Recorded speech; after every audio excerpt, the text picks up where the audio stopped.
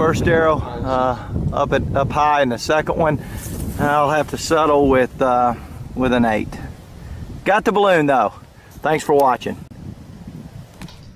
The type of bow Jimmy is using is called a recurve bow. The pig that he is aiming at is 120 yards away. The shot is shown in slow motion. If 6 arrows are held with the bow in the left hand, the archer can fire 1 arrow a second with this type of bow.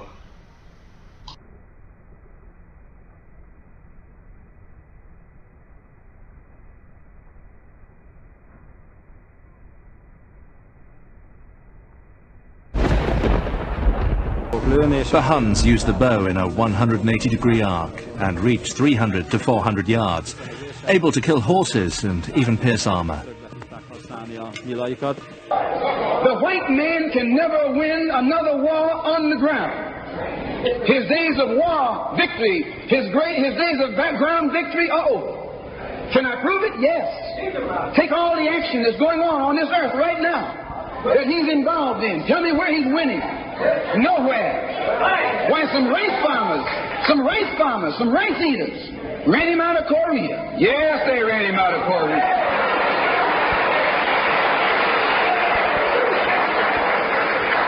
Rice eaters with nothing but gym shoes and a rifle and a bowl of rice. Took him and his tanks and his napalm and all that other action he's supposed to have and ran him across the Yalu. Why? Because the day that he can win on the ground is past. Up in French Indochina, those little peasants, rice growers, took on the might of the French army and ran all the Frenchmen. You remember Dien Bien Phu? No.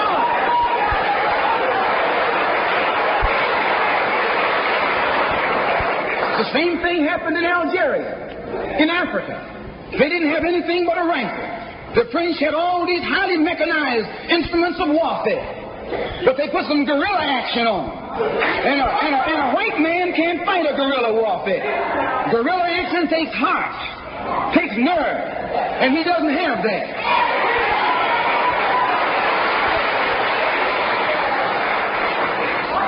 He's brave when he's got tanks. He's brave when he's got planes.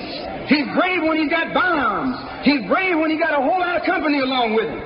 But you take that little man from Africa and Asia, turn him loose in the woods with a blade.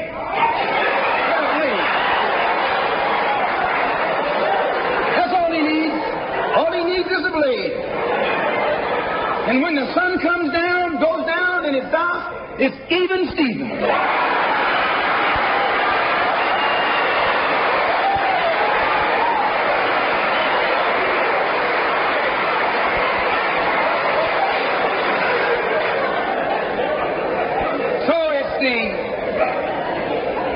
It's the ballot or the bullet. Shots, we can pop this balloon at 200 and continue our game here. See everything? Coming at you.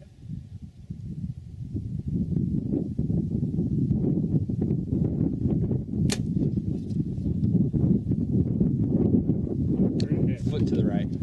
Okay, we're getting a little gust here. Good height? Yep.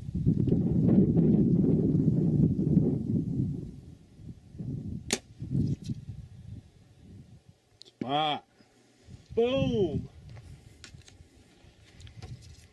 That's 200 yards. Took me 3 shots. I'll admit, it was a full 3. I wanted to say 2, but it was 3. Anyways, we grab those arrows, move around back. We're back here at 300 yards now. You can see my flag down there at 100, my flag at 200. Here's my flag at 300. The jump from 100 to 200 doesn't seem like that much, but when you come back from 200 yards to 300 yards, it's a huge difference. So I really had to tweak my setup to get to where I can even try this shot. I got a big balloon down there. Hopefully we can get on target within a couple shots. I'm pretty sure we can. I've been playing around with it, so we're gonna get after it here.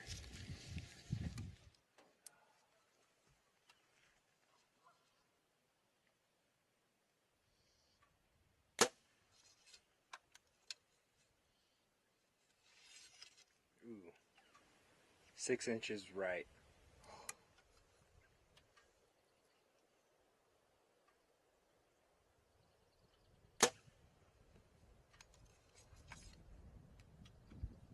Spot! Yeah!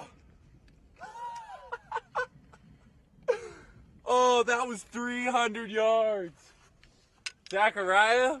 Right on, brother. This kind of bow is called a compound bow. It can kill a horse, a pig, or a police dog at 500 yards. Look at the archer's right hand. He is not touching the arrow. There are no fingerprints on an arrow.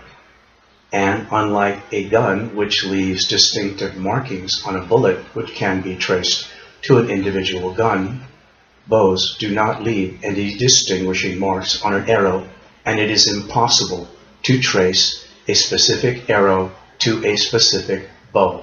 He believes in respecting people. He believes in doing unto others as he would have done unto himself. But at the same time, if anybody attacks him, he believes in retaliating if it costs him his life. And it is good for white people to know this. Because if white people get the impression that Negroes all endorse this old turn the other cheek cowardly philosophy of Dr. Martin Luther King, then whites are going to make the mistake of putting their hands on some black man thinking that he's going to turn the other cheek, and he'll end up losing his hand and losing his life in the trial. This is a Cobra 80-pound pistol grip crossbow. It shoots metal bolts. This is a badass 175-pound hunting crossbow. It can shoot broadhead arrows which cause massive blood loss, or vodka-tipped arrows which can penetrate body armor. There technically are modern-day vodkas. You're probably saying, what? I don't know about these. Well, these are some cheap Walmart brand expanding broadheads. And I will tell you, they suck really bad. Okay? Now, what happens when you start shooting these is these little cheap blades on here, they break off. So, what does that leave you with? It leaves you with a modern day vodka tip. Now, I just shot this out of the compound. You saw me fire this out of the compound bow just a second ago. Now let me show you the damage and the penetration that this had on the Kevlar. Look at that. Right through a nice solid hunk right there in the corner. It did not graze it or anything. That is through every single layer right there. Look at that penetration. In terms of the violence that took place, it seems to have accomplished something, and that's not to advocate for it. So people who are hearing this and say, oh, this guy's advocating for violence, not advocating for it, just as a journalist looking at it and saying, was it successful, and did it have an end result that they would not have achieved in Baltimore otherwise? And it may have, like I've explained, it's when you bring in the First Amendment, it's up to government to respond to the nonviolent protesting of the First Amendment. If government doesn't respond to the nonviolence, well, then maybe it requires violence. And certainly I don't advocate for it, but who's at fault here? The government is then, for not responding to the regular protest and for allowing it to become violent because they did not respond to it.